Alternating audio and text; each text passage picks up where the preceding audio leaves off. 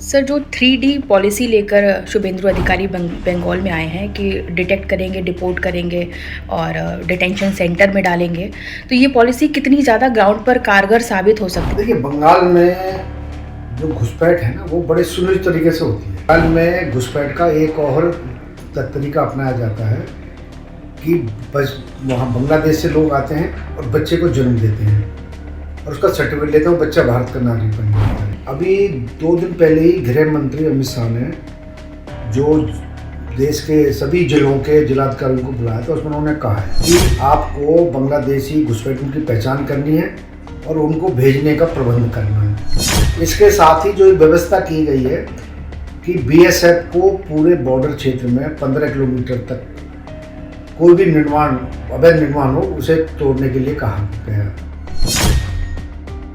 Sir, जो 3D policy लेकर शुभेंदु अधिकारी बंगाल में आए हैं कि डिटेक्ट करेंगे, डिपोर्ट करेंगे और डिटेंशन सेंटर में डालेंगे, तो ये पॉलिसी कितनी ज़्यादा ग्राउंड पर कारगर साबित हो सकती है? क्या इतना आसान है इतनी लंबी तादाद में जो अवैध बांग्लादेशी बंगाल में हैं उनको डिटेक्ट करना, फिर उनको डिटेंशन सेंटर में डालना, फिर डिपोर्ट कर देना? आपको क्या लगता है? देखिए, बंगाल में जो घुसपैठ है ना, वो बड़े सुनियोजित तरीके से होती है।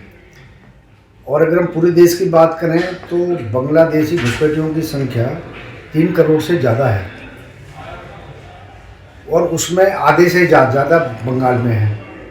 बंगाल में घुसपैठ का एक और तरीका अपनाया जाता है कि बस वहाँ बांग्लादेश से लोग आते हैं और बच्चे को जन्म देते हैं और उसका सर्टिफिकेट लेते हैं, वो बच्चा भारत का नागरिक बन जाता है।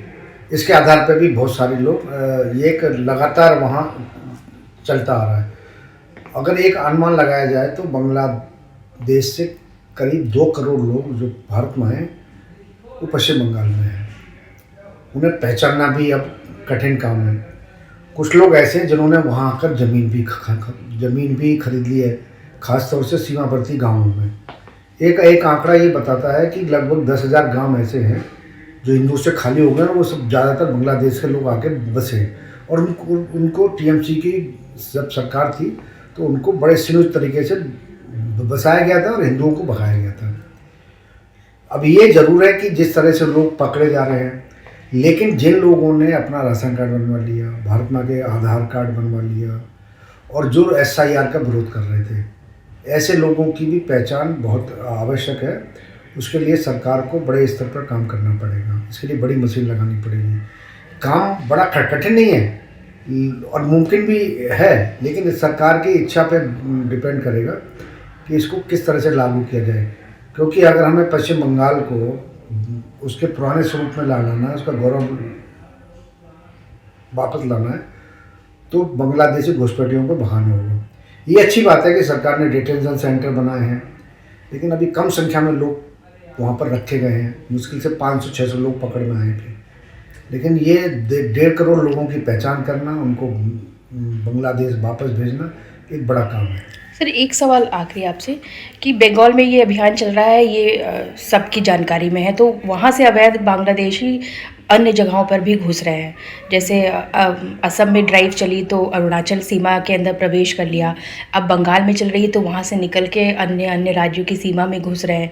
तो ये ड्राइव बंगाल में चलती रहेगी और उधर से अगर इधर आ गए तो यहाँ पे भी समस्या बढ़ सकती है। इसको कैसे ये कितनी बड़ी समस्या हो सकती है और इसको निपटने के लिए क्या होना चाहिए? अभी 2 दिन पहले ही गृह मंत्री अमित शाह ने जो देश के सभी जिलों के जिलाधिकारियों को बुलाया था, उसमें उन्होंने कहा है कि आपको बांग्लादेशी घुसपैठियों की पहचान करनी है और उनको भेजने का प्रबंध करना है। इसके साथ ही जो व्यवस्था की गई है कि बीएसएफ को पूरे बॉर्डर क्षेत्र में 15 किलोमीटर तक कोई भी अवैध निर्माण हो, उसे तोड़ने के लिए कहा गया।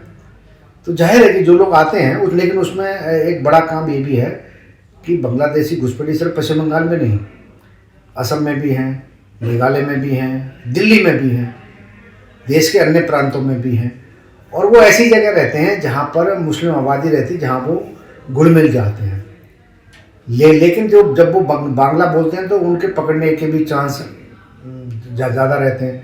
पकड़ में तो आएंगे ही, क्योंकि अगर भारत सरकार अगर चाह रही है, अगर उसका एक डाटा तैयार कर रही है, थोड़ा समय लग सकता है, लेकिन ये लोग पकड़े जरूर जाएंगे और भारत से बाहर भेजेंगे। सरकार इसमें पूरी तरह से कार्रवाई कर रही है। सर, विदेश मंत्रालय की एक प्रेस कॉन्फ्रेंस आई थी, तो उसमें उन्होंने बोला था कि हमने एक नंबर ऑफ डेटा जो है वो शेयर किया है बांग्लादेश की गवर्नमेंट के साथ। लेकिन पिछले कुछ समय से जो बांग्लादेश और जो इंडिया के रिश्ते ऊंच नीच देखने को मिली है, क्या बांग्लादेश उनको अपनाएगा और ये प्रोसेस बढ़ सकता है, या इसमें भी क्लैश वाली चीज़ें होने की आशंका आपको लग रही है? देखिए, अगर भारत सरकार घुसपैठियों की लिस्ट तैयार कर लेती है, उनकी पहचान कर लेती है, तो बांग्लादेश को लेना ही पड़ेंगे, नहीं तो जबरन वापस भेजे जाएंगे। क्योंकि वो जिस तरह से अवैध तरीके से भारत में घुसे हैं, तो ये हर देश का अपना अधिकार होता है कि वो अगर कोई घुसपैठ करके आया है उसको पकड़कर और उसको वापस भेजने की व्यवस्था करेगा। बांग्लादेश सरकार भी इसके लिए तैयार है, क्योंकि वो भी नहीं चाहेगी कि उसके नागरिकों की फजीयत हो, उसके नागरिकों का जीवन जो है वो अदर में लटका रहे, उसको भी लेने ही पड़ेंगे। अब जब जो वो नई सरकार आई है वहाँ पर वो भारत से रिश्ते अच्छे बनाना चाहती है और जो गलतियाँ हुई हैं उनको दूर करना चाहती है, ये एक अच्छी बात है। लेकिन आगे वाले दिनों में पता चलेगा कि भारत सरकार की जो कोशिश है कि उनको पकड़ना, पहचान करना और वापस भेजना, इसके लिए बांग्लादेश सरकार क्या सहयोग करती है। क्योंकि अभी जिस तरह से खबर आई है कि BGF जो है वो कई जगहों पे फेंसिंग के दौरान उन्होंने आपत्ति दर्ज कराई है, लेकिन भारत सरकार ने उनको नहीं माना है। BSF अपना काम कर रही है। मुझे लगता है कि बांग्लादेशी नागरिकों को बांग्लादेश को वापस लेना ही पड़ेगा। बहुत बहुत धन्यवाद सर। बाकी देश और दुनिया की तमाम छोटी बड़ी खबरें आप पढ़ सकते हैं जर्नलिस्ट इंडिया की वेबसाइट पर, तो लॉगिन करिए www.journalistindia.com and .in। इसके अलावा यूट्यूब, फेसबुक, इंस्टाग्राम और X पर भी जर्नलिस्ट इंडिया को फॉलो करें।